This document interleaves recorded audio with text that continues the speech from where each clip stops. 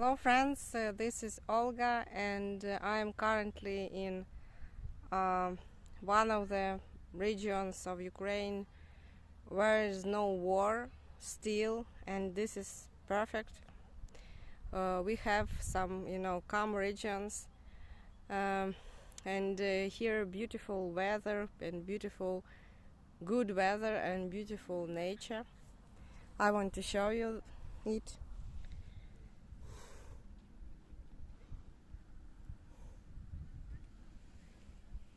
You see that here no damaged houses, no missiles, sky without bombers, without planes, peace and happiness. People are relaxed. So this is Ukraine I want to see everywhere, not just here.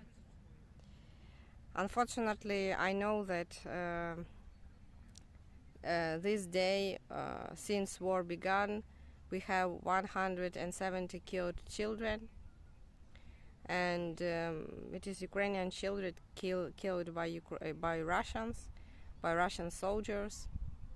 Of course, they killed a lot of civilian people, a lot of disabled people, a lot of old people, and just young people, everyone. I mean, not everyone, but every type of, of civilian people under attack. And so it is very sad. So Russian army, they do not bring any peace. They bring murders, cruelty, and all orders they received, of course not directly but it is orders of Putin. It is his order to kill civilian people, to kill everyone, because soldiers, they say that it was order of their officers to kill everyone, to shoot civilian people. And it is I think Putin, he like a devil. He have no any soul, any heart, anything that left from some humanity.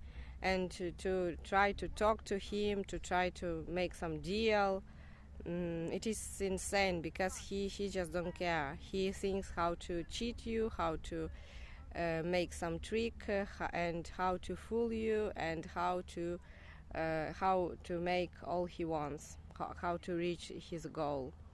And usually he tried to reach that goals not fair, not strictly, but with some manipulations, with some lie, and he lies all the time. And unfortunately, Europeans still dependent on that Russian gas, oil, and it means they pay for these murders.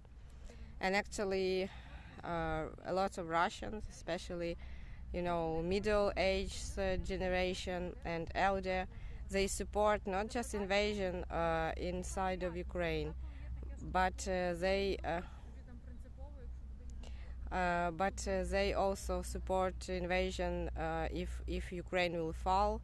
After that, Russia want to invade Poland, of course, Slovakia, Czech Republic, also Latvia, Lithuania, Estonia.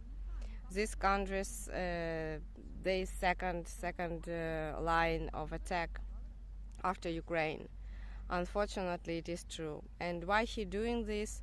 Actually, today I got such opinion from experts that actually Putin wants to involve NATO, involve in this war. He tried to now to make some accidents with, for example, some flying military things that fell on some, I don't know, some Croatia, or where it fell, this Russian spy drone or something. and also near Polish border. So he provoke NATO to to answer him. And why he doing this? Because he wants these countries, I told you, came to him on their knees and pray and beg him to stop this war. And he will say that I can stop this war, but I have some conditions. I have some demands. If you will follow these demands, then I will stop this war. So he want to have this situation, unfortunately. And what about Mariupol? Because Mariupol, it is a city that suffers the most, unfortunately. And there is our part of our army inside. They have machinery, they have tanks, they have something to fight, they have people, but not enough, because it is surrounded by Russians. And every day our army become weaker and weaker because they don't have support. Yesterday I watched the video where a police officer, of course he was in military uniform, he actually acted like a soldier now.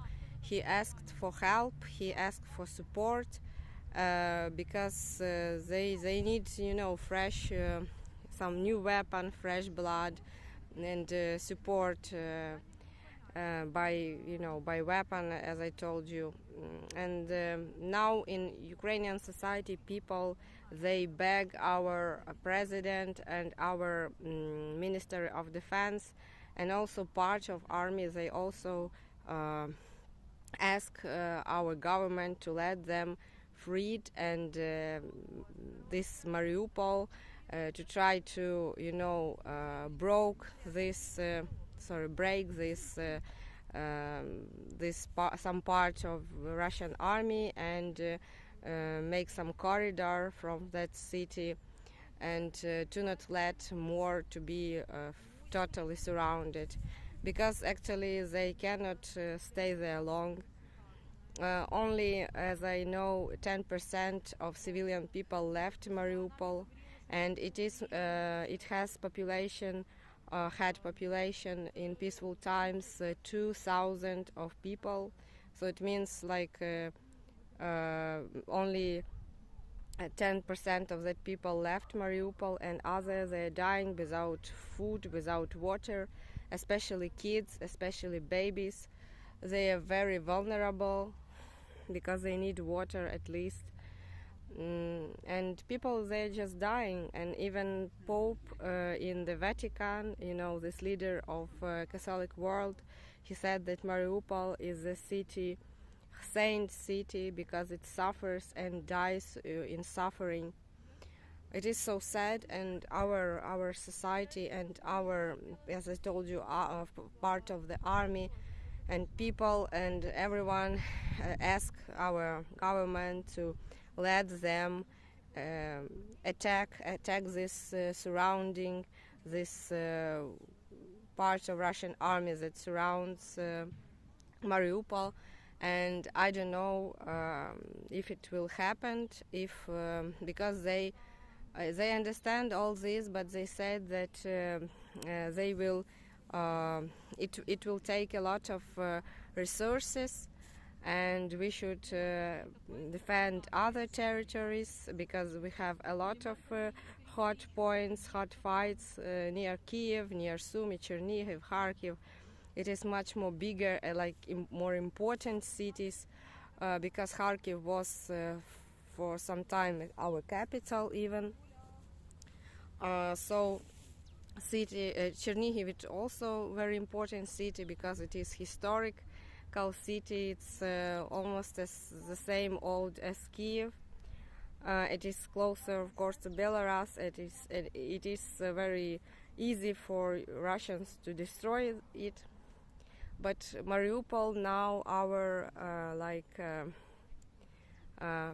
pain, and all Ukrainians pray and try to to find courage and to make our government find some means and for the occupation of Mariupol. I hope that our Western partners will help us with a powerful weapon, especially against planes, bombers, because it destroys by planes, by bombs from bombardments. It is the main pain of Ukrainian society now. You know that from Mariupol, Russians, they do not create that green corridor to make civilian people leave. They all the time shoot buses that come for to take that civilian people and move them out by green corridor. They do not want. They want to keep these people suffering, to keep these people dying in very cruel way. And actually, this is all orders of Putin, because as everyone says that this operation, this war in Ukraine, under his personal control, and all major orders. It's this person, it's Putin, who gives these orders to destroy civilian people, to torture Mariupol and all citizens, and to make them die by this, medieval kind of death. And if you see, I told you before, if you see some military machinery that are on the way to east from Europe, and it is on the way to Ukraine, do not picture it, please. Do not make the video, because you show in these videos what kind of routes our partners use, and these routes will be cutted. Russians will do everything to cut off these sources of help. So thank you for watching. I know that in such a beautiful and peaceful place we should talk about something interesting, something relaxing, something funny, because this weather only for picnic or for meal, for jokes, for playing on the fresh air. But unfortunately most of territories of Ukraine are captured by war. And even in such a beautiful day, people are dying without water, food, without medicaments, because of bombardments. Unfortunately, it is very sad topic. But anyway, I hope that Ukraine will resist, because Ukrainian society do not give up. We all try to help our army, to help our defenders by everything we can. Guys who can shoot, who know what means weapon and how to shoot, they help our army. People who don't know how to use weapon, they try to be volunteers to deliver food, deliver medicaments to that regions suffering without food, water and bread and anything. Some people, they just telling the truth. Some people, they in different directions. Some people, they support our business and try to keep our economics on normal level, because without strong economics, without money, our army also can stop.